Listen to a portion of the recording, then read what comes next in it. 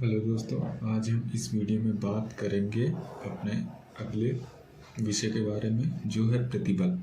हम लोगों ने पिछले वीडियो में पढ़ रखा है कि हमारा प्रत्यास्थता का गुण क्या होता है, उसकी परिभाषा और प्रत्यास्था सीमा के बारे में पढ़ा है। आज हम इसके अगले टॉपिक प्रतिबल के बारे में पढ़ेंगे।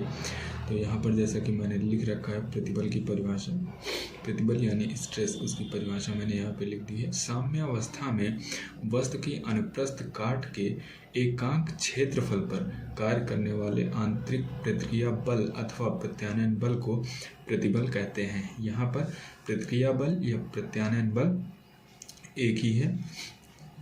तो यहाँ पर जो आपको दिख रहा होगा वो फार्मूले के रूप में लिखा हुआ है, प्रतिबल इज इक्वल टू, प्रतिबल बराबर प्रत्यानयन बल बटे क्षेत्रफल, जिसका मात्रक होता है न्यूटन पर मीटर स्क्वायर और विमी सूत्र होता है ml-1 T⁻⁻²। यहाँ पर साम्यावस्था, इस परिभाषा को हम लोग ध्यान से समझ लेते हैं। साम्यावस्था का मतलब होता है कि आपकी जो वस्तु है, मान लीजिए हमने कोई रॉड है यहाँ पर, तो ये क्या है, इसमें जो हम बल लगा रहे हैं, कोई मान लीजिए इसमें भार mg, हम कोई यहाँ पर लकड़ी का टुकड़ा या कोई ऐसा भार जब यहाँ पर लगाएंगे तो क्या होगा, इसमें कुछ फोर्स लगेगा नीचे की ओर, इस लकड़ी के टुकड़े में या जो भी हमने यहाँ पर रॉड लिया है इस पे क्या होगा, कुछ बल लगेगा। अगर इस बल से इस टुकड़े में, इस रॉड में कोई परिवर्तन नहीं हो रहा है तो उस समय में यह वस्तु ऐसा माना जाएगा कि ये क्या है, साम्यावस्था में है। क्यों? क्योंकि ये वस्तु में जो प्रत्यास्था का गुण है वो इस वस्तु में होने वाले परिवर्तन का विरोध करेगी, जिसकी वजह से यह वस्तु आपकी क्या रहेगी, अपनी पूर्वावस्था में रहेगी, और इस अवस्था को ही साम्यावस्था कहते हैं। इस पर एकांक क्षेत्रफल अनुप्रस्थ काट का मतलब है कि इसका ये वाला एरिया, जो ये वाला एरिया आपको दिख रहा है, इस वाले एरिया को क्या कहते हैं, अनुप्रस्थ काट कहते हैं। ये आपका क्या हो जाता है, ये अभिलंब हो जाते हैं, ये अभिलंब काट होता है और ये क्या होता है, अनुप्रस्थ काट होता है। तो यहाँ पर इसकी बात करी जाए तो इस एरिया को क्या कर दें, यूनिट कर दें, परिभाषित करने के लिए क्या कर दें, इसे एकांक कर दें, यूनिट कर दें, एकांक कर दें। तो जो आपका फोर्स लग रहा है, इस फोर्स mg को रिकवर करने के लिए प्रत्यास्थक गुण के कारण जो आपका इसका पदार्थ होगा, वो इस mg के कारण जो यहाँ पर फोर्स लग रहा है उसको अपना रिस्टोर करने के लिए क्या करेगा, आपका पदार्थ भी कुछ रिस्टोरिंग फोर्स अप्लाई करेगा। उस फोर्स को क्या कहेंगे हम लोग, प्रतिबल कहेंगे, स्ट्रेस कहेंगे। तो यहाँ पर ये बात हो रही है कि अगर ये जो आपकी रॉड है, ये जो रॉड है इसके अनुप्रस्थ काट मतलब इस वाले एरिया में जितना भी फोर्स अप्लाई होगा, रिस्टोरिंग फोर्स, रिस्टोरिंग मतलब प्रतिक्रिया बल, जो वस्तु प्रत्यास्था के लिए खुद अप्लाई कर रही है अपने पदार्थ के माध्यम से, उस बल की बात करी जा रही है। तो वो बल क्या होगा, वो एकांक, अगर इसे क्या कर लें, इस एरिया को क्या हम ले लें, यूनिट, क्या ले लें, एकांक ले लें, तो उस बल को जो यहाँ पर आपकी पदार्थ, आप वस्तु का पदार्थ लगा रहा है, उसी बल को हम क्या कहते हैं, प्रतिबल कहते हैं। इसे डिफाइन करने के लिए इसी फार्मूले पे हमने क्या रखा है, देखिए जब क्षेत्रफल को हमने 1 कर लिया, इस एक जो क्षेत्रफल है इसे हमने क्या कर लिया, यूनिट कर लिया, एकांक कर लिया, तब हमारा प्रतिबल किसके बराबर हो जाता है, प्रत्यानयन बल के बराबर हो जाता है। यहाँ पर ये जो मैंने लाइन लिखी है, यहाँ पर क्या है, साम्यावस्था में आंतरिक प्रतिक्रिया बल का मान बाह्य बल के बराबर होता है। जैसे कि मैंने बता रखा है, अगर आपका आंतरिक प्रतिक्रिया बल बाह्य बल के, यानी जो आपका पदार्थ फोर्स लगाएगा वो इस mg के इक्वल, जो हमने फोर्स लगाने के लिए यहाँ पर कोई ऑब्जेक्ट इस पर रखी है नीचे की ओर, अगर उसके बराबर नहीं होगा तो आपकी वस्तु प्रत्यास्था के कारण पुनः अपनी आकृति को प्राप्त नहीं कर पाएगी। ठीक है, तो इसके लिए क्या होना चाहिए, जो आपकी आंतरिक प्रतिक्रिया बल का मान है वह बाह्य बल के बराबर होता है, और ये ही अवस्था साम्यावस्था भी कहलाती है। तो ये बात रहती है प्रतिबल की। फिर से हम लोग देख लेते हैं। साम्य अवस्था में वस्तु की अनुप्रस्थ काट के, अनुप्रस्थ काट मतलब यहाँ पर अनुप्रस्थ काट के एकांक क्षेत्रफल पर कार्य करने वाले आंतरिक प्रतिक्रिया बल अथवा प्रत्यानयन बल को प्रतिबल कहते हैं। मेरे ख्याल से यहाँ पर आपको समझ में आया होगा। इसका मात्रक होता है न्यूटन पर मीटर स्क्वायर और इसका विमीय सूत्र होता है ml की पावर -1 t की पावर -2। इसके बाद हम लोग अगले टॉपिक की बात करेंगे जो है विकृति। अब विकृति क्या होती है? जो हम लोगों ने अपरूपक बल लगाया था, अपरूपक बल यानी बाह्य बल, वाह बल जो हम खुद लगाते हैं किसी वस्तु पर। जैसे ये अभी हमने एग्जांपल लिया था रॉड का, तो ये कोई रॉड हो गई, तो इस पर जो हमने ये mg भार लटकाया था, mg भार लटकाया था, ये हम खुद लगा रहे हैं। तो ये क्या हो गया? ये अपरूपक बल हो गया है। अपरूपक क्यों? क्योंकि ये इस वस्तु के आकार में चेंज करने का प्रयास करेगा, परिवर्तन करने का प्रयास करेगा, लेकिन वस्तु के पदार्थ में प्रत्यास्थता के गुण के कारण वस्तु क्या करती है? वस्तु एक आंतरिक प्रतिक्रिया बल या प्रत्यानयन बल लगाती है। ठीक है, तो इसी के कारण जो हमने बाह्य बल लगाया है, विरूपक बल लगाया है, उसके कारण वस्तु में कुछ परिवर्तन आ सकते हैं, कुछ परिवर्तन आ सकते हैं। इसकी लंबाई में परिवर्तन आ सकता है, इसके आयतन में परिवर्तन आ सकता है। इसी आधार पर क्या कहते हैं? जब किसी वस्तु पर बाह्य बल लगाने से वस्तु के आकार अथवा आकृति में परिवर्तन हो जाता है, तब वस्तु विकृत अवस्था में कही जाती है। जब हमने ये भार लगाया है, बाहरी विरूपक बल लगाया है, तो अगर इसके आकार में, इस रॉड के आकार में क्या हो जाए? थोड़ा सा परिवर्तन हो जाए, वो इस तरीके की हो जाए, तो क्या हो जाएगा? ये कुछ इसकी आकृति में परिवर्तन हो गया, तो इस परिवर्तन को ही क्या कहेंगे? विकृति कहेंगे। इसे परिभाषित करने के लिए यहाँ पर परिभाषा मैंने लिख रखी है। वस्तु के एकांक आकार में होने वाले भिन्नात्मक परिवर्तन को विकृति कहते हैं। ठीक है, आसानी समझ में आ रहा होगा। हम इसके एरिया को या जो भी हम क्या ले लें, इसका जो भी डायमेंशन लेते हैं, लेंथ ले सकते हैं, लंबाई, ठीक है, आयतन ले सकते हैं। इसी तरीके से एकांक आकार, आकार मतलब जब हम लंबाई ले रहे हैं तो लंबाई के रिस्पेक्ट में लेंगे, ठीक है, और जब आप आयतन ले रहे हैं तो वो आयतन के अनुसार रहेगा, अकॉर्डिंग टू रहेगा। तो वस्तु के एकांक आकार में होने वाले भिन्नात्मक परिवर्तन को विकृति कहते हैं। तो यहाँ पर अगर बात करें तो विकृति क्या हो जाएगा? विकृति बराबर हो जाएगा, विकृति बराबर हो जाएगा आपका आकार में परिवर्तन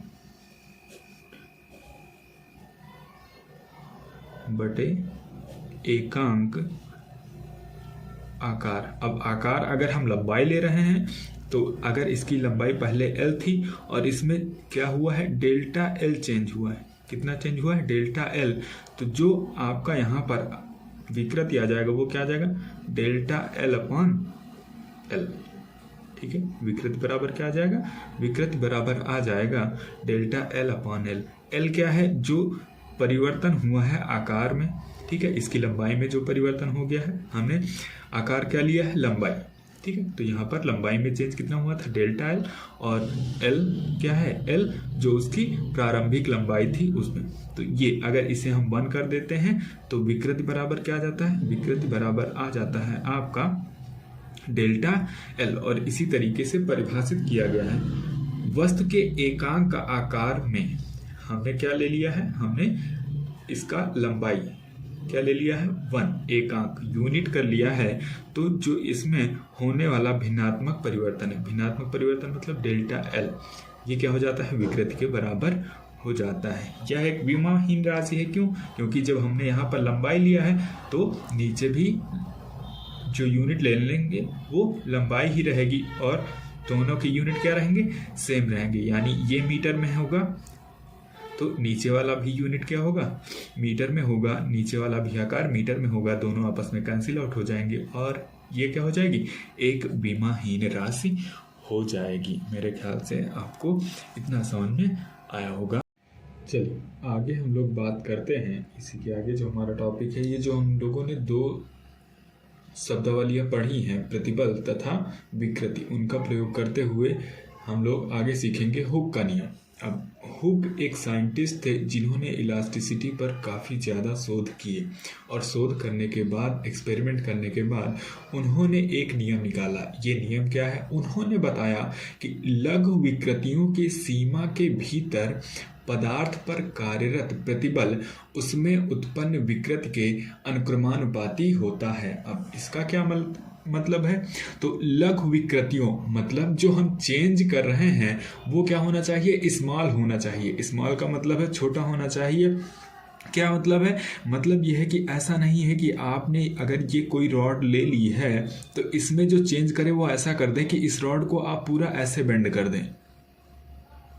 इस तरीके से नहीं बेंड कर सकते हैं। अगर इस तरीके से बेंड करते हैं तो इसके लिए ये नियम लागू नहीं होता है। ये नियम कैसे लागू होता है? ये नियम ऐसे लागू होता है कि जो आपका चेंज हो वो स्मॉल हो, मतलब ज़रा सा आपने थोड़ा सा इसकी लंबाई ऐसे करके बढ़ा दी है, ठीक है, इसकी लंबाई क्या करी है? ऐसे करके बढ़ा दी है, या थोड़ा सा इसे क्या कर दिया है? कंप्रेस कर दिया है, इसका संपीड़न कर दिया है, जिससे क्या हो गया है? ये लंबाई इसकी छोटी हो गई। ये थोड़े से माइनर से चेंज के लिए होता है। चेंज कैसे होने चाहिए? छोटे। तो इनकी बात करी जा रही है। बड़े बदलाव के लिए, बड़े परिवर्तन के लिए ये नियम लागू नहीं होता है। दूसरा, प्रत्यास्था सीमा। अब प्रत्यास्था सीमा क्या होती है? मैंने बता रखा है पिछले वीडियो में कि प्रत्यास्था सीमा एक लिमिट होती है। हर एक पदार्थ की एक लिमिट होती है जहां तक वह वस्तु में हुए परिवर्तन विकृति को फिर से क्या रिकवर कर सकता है, फिर से अपनी पुनर्वस्थित स्थिति में ला सकता है। ये एक लिमिट होती है। यानी जो हम बाह्य फोर्स लगा रहे हैं, बाह्य बल लगा रहे हैं, उसकी एक लिमिट होती है जिसके बाद वस्तु अपनी प्रत्यास्था के गुण पर वापस नहीं आ सकती है। जैसे मैंने एग्जांपल लिया था कि कोई अगर आपका बलून है, अगर इसमें क्या करेंगे? एयर बहुत ज़्यादा कर देंगे। क्या कर देंगे? बहुत ज़्यादा कर देंगे। तब क्या हो जाएगा? ये बलून ब्लास्ट हो जाएगा। क्या हो जाएगा? ब्लास्ट हो जाएगा, फट जाएगा। ठीक है, तो इसकी बात हो रही है। क्या है? लघु विकृतियों की सीमा के भीतर, मतलब जो चेंज होना चाहिए वो क्या हो जाना चाहिए? स्मॉल होना चाहिए। और एक लिमिट है प्रत्यास्था लिमिट के भीतर जो आपका प्रतिबल होता है। रूल क्या है? नियम क्या है? नियम यह है कि जो प्रतिबल होगा वो विकृति के क्या होगा? अनुक्रमानुपाती। यानी प्रतिबल इज प्रोपोर्शनल टू, अनुक्रमानुपाती होगा विकृति के। दूसरे रिस्पेक्ट में कहें तो स्ट्रेस प्रोपोर्शनल टू क्या होगा? स्ट्रेन। स्ट्रेस क्या होगा? स्ट्रेन के इक्वल होगा। अब हम लोगों को पता है क्या होता है स्ट्रेस। जब प्रोपोर्शनलिटी का साइन, अनुक्रमानुपाती का ये चिन्ह हटता है तो यहां पर क्या हो जाता है? एक कांस्टेंट, एक नियतांक इंट्रोड्यूस हो जाता है, एक नियतांक आ जाता है। ठीक है, ये नियतांक है। क्या है? ये नियतांक है, एक कांस्टेंट है। ये क्या है? एक नियतांक है, कांस्टेंट है। तो यहां से क्या निकला? इस नियतांक की वैल्यू निकल आएगी, जिससे क्या कहेंगे? Stress upon strain. हिंदी में बात करें तो क्या हो जाएगा? प्रतिबल बटे विकृति। ठीक है, तो यहां पर ये आ जाता है, स्ट्रेस अपॉन स्ट्रेन आ जाता है। अब स्ट्रेस अपॉन स्ट्रेन आ जाता है तो यहां पर इस नियतांक को कैसे नहीं, इसे ई से प्रदर्शित करते हैं। किससे प्रदर्शित करते हैं? ई से प्रदर्शित करते हैं। और इसका नाम क्या होता है? नाम होता है प्रत्यास्थता गुणांक। क्या नाम होता है? प्रत्यास्था गुणांक। इंग्लिश में कहते हैं मॉडुलस ऑफ इलास्टिसिटी।